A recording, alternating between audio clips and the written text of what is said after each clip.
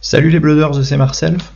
Je voulais vous parler d'un nouveau thème sur ma chaîne que j'ai pas encore abordé. Je voulais vous parler du marché secondaire des cartes de Flesh and Blood.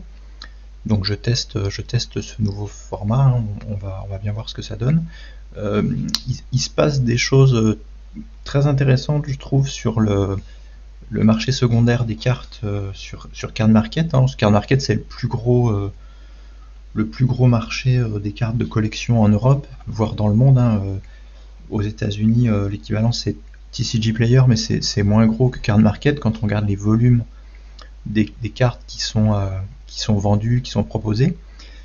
Card Market, c'est aussi, ils ont communiqué sur Flesh and Blood il n'y a pas longtemps. Ils ont dit que Flesh and Blood c'était le jeu qui avait le plus progressé en 2022 sur leur site, hein, qui se place visiblement juste derrière les trois gros TCG. Et du coup, je voulais aussi en parler sur ma chaîne, hein. On n'en parle pas beaucoup en Europe et puis en France de ce sujet du marché secondaire.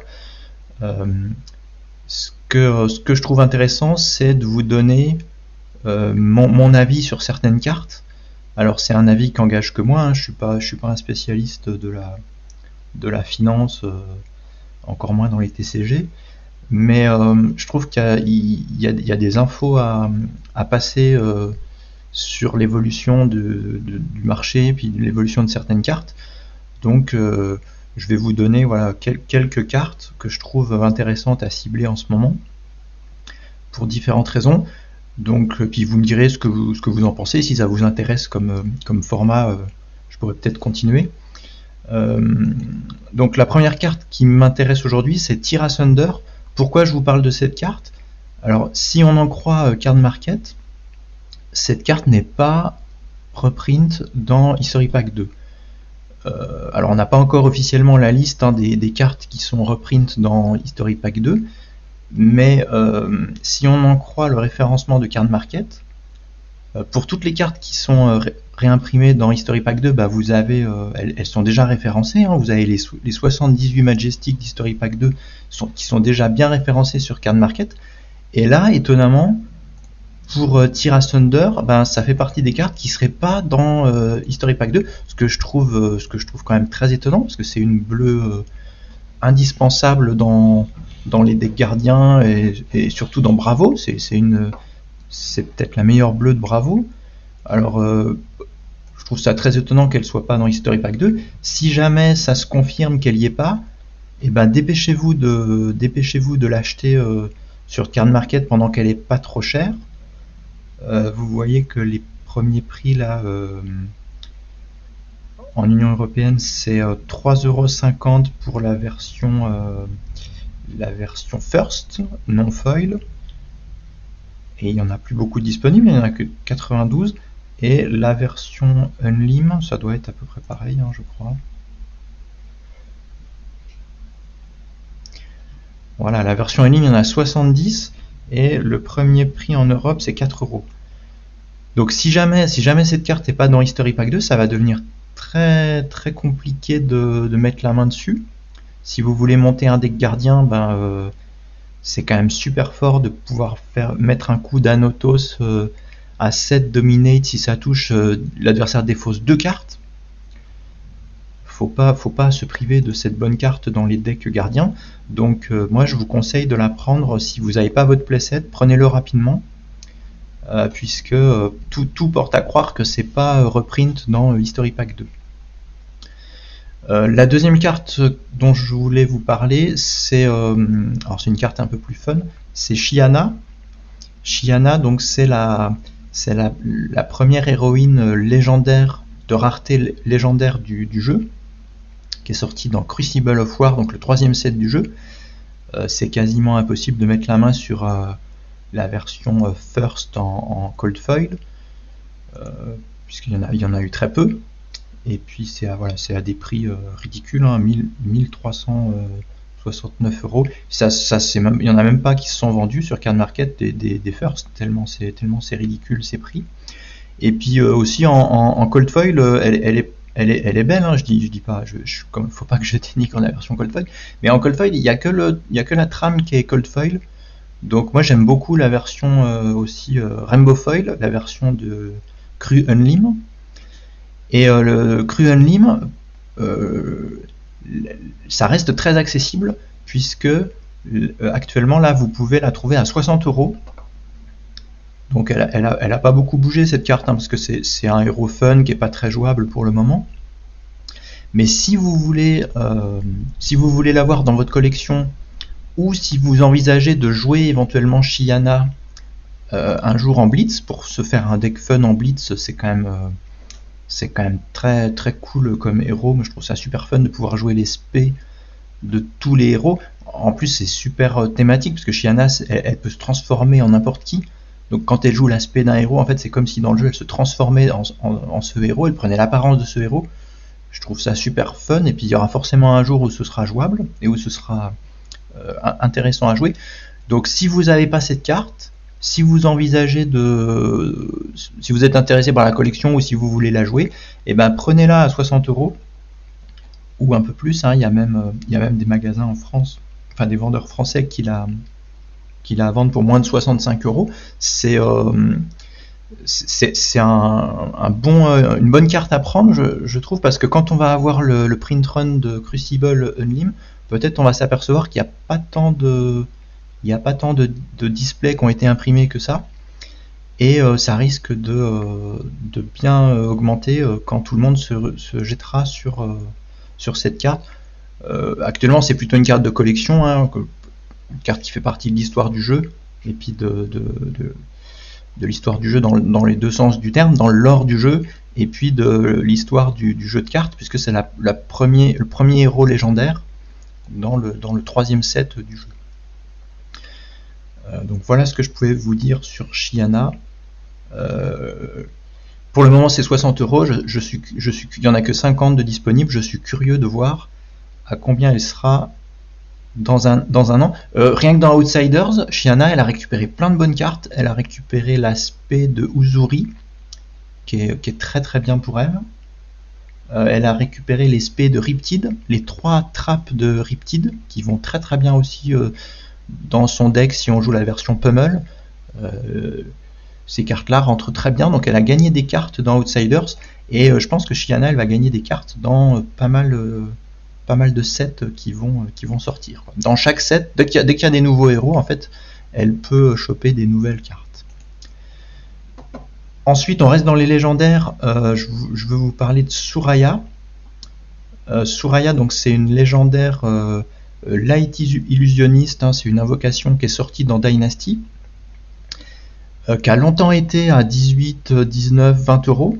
Et là, tout d'un coup, forcément, il y a le set Light versus Shadow là, qui a été spoil, le set Dusk Till Dawn, et donc là elle est en train d'exploser. En Rainbow Foil, hein, la version la plus... je vous parle pas des versions Cold Foil ou Marvel, mais la version la plus accessible, il y en a que 62 sur Card Market, et c'est en train d'exploser. Là, là il y en a une à 27 € encore, mais les frais de port doivent être élevés. Si vous envisagez de jouer cette carte, si vous envisagez de jouer le prochain héros Light Illusionniste, qui pourrait être Prisme, mais qui pourrait être aussi un autre héros, hein, on ne sait pas encore, cette carte, en tout cas il y a beaucoup de gens qui spéculent sur le fait que cette carte sera jouée, donc essayez de la choper pendant qu'elle n'est pas encore trop chère, hein. C'est vrai que quand elle était à 18-20 €, peut-être que c'était un peu trop faible pour une légendaire, et là les gens s'aperçoivent qu'ils vont en avoir besoin, et c'est en train de bien monter. Donc je pense qu'à 30 € ça reste une bonne affaire. Ça pourrait monter beaucoup plus haut s'il y a moins d'offres, hein. 60 cartes c'est pas énorme sur toute l'Europe. Si tout le monde la veut, ça va vite être en pénurie. Et puis Dynasty, on a vu que c'était pas le meilleur set à ouvrir, hein. Je sais pas s'il y a beaucoup de gens qui ouvrent encore du Dynasty, mais en tout cas cette carte, que ce soit Prism ou un autre héros Light Illusionniste dans le prochain set, je pense que cette carte sera jouée et qu'il faudra la voir. Et l'avantage c'est que vous avez besoin de l'avoir qu'en un seul exemplaire, donc ça vous fait pas un investissement trop important pour une carte qui a l'air quand même plutôt forte. Ensuite, on reste dans Dynasty. Je voulais vous parler de Heatseeker. Heatseeker, c'est une des bonnes Majestics, je pense, de Dynasty qui est encore relativement accessible. On a vu que Dead Eye avait complètement explosé là ces dernières semaines. La cote les gens ont acheté plein de Dead Eye, mais Heatseeker c'est très fort. Ça a l'air super fort. Alors je sais pas si ce sera joué dans Riptide, mais dans Riptide ça a l'air super fort parce que si ça touche, au début de votre phase de fin, vous mettez votre top deck face-up dans votre arsenal, donc ça vous fait la condition pour avoir un deuxième arsenal avec New Horizon. Donc avec New Horizon, ça a l'air... si Riptide joue New Horizon, je pense que ça a l'air d'être le cas, je pense que ça, ce sera une de ces cartes staple. Donc n'hésitez pas à la prendre pendant qu'elle est encore à 1€, 1,50€, 2€. Vu que ça risque de bien augmenter.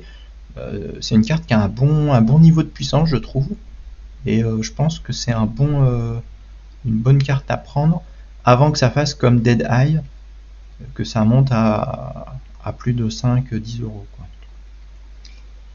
Et la dernière carte dont je voulais vous parler aujourd'hui, c'est aussi une Majestic de Dynasty, c'est Cryptic Crossing.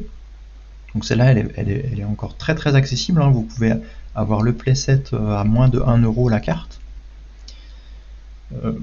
Et il y en a beaucoup, donc ça fait partie des Majestics de Dynasty qui n'ont pas encore beaucoup intéressé le marché, hein. Les gens se sont pas rués sur cette carte. Il y en a encore 345 de disponibles. Je trouve que cette carte, elle a un niveau de puissance qui est très costaud. Donc ça coûte 3. Si vous pitchez une attaque et une non-attaque pour la jouer, ça a un effet de hit. C'est même pas un effet de hit d'ailleurs, c'est si elle met des dégâts, votre adversaire défausse une carte et vous piochez. Et donc ça, j'imagine qu'il va y avoir un archétype Runeblade qui va jouer sur le fait de pitcher des attaques et des non-attaques. Et ça, si vous pitchez, donc ça coûte 3, donc vous pouvez pitcher jaune et bleu, une attaque et une non-attaque, comme ça vous avez l'effet, et puis il vous reste 2 flottants pour mettre un pummel là-dessus. Et donc ça avec un pummel, ça fait une value de ouf, puisque votre adversaire défausse 2 cartes et vous piochez une carte. Donc même si ça vous a coûté 4 cartes de jouer ça avec un pummel, et ben derrière vous faites un card advantage de fou, puisque vous piochez une carte et votre adversaire défausse 2 cartes. Je trouve ça c'est écrit sur la carte que ça va être super fort, et je pense qu'il faut la choper maintenant qu'elle est pas chère, hein, qu'elle est à moins de 1€. Donc voilà mes petits conseils très subjectifs, hein, puis très c'est les cartes qui me plaisent aussi dans Dynasty, puis qui sont intéressantes à choper actuellement. Dites-moi ce que vous en pensez dans les commentaires, hein, si ce thème et ce format vous plaisent. Si ça vous plaît, je pourrais le refaire régulièrement. Et voilà, merci d'avoir regardé la vidéo. À la prochaine, ciao.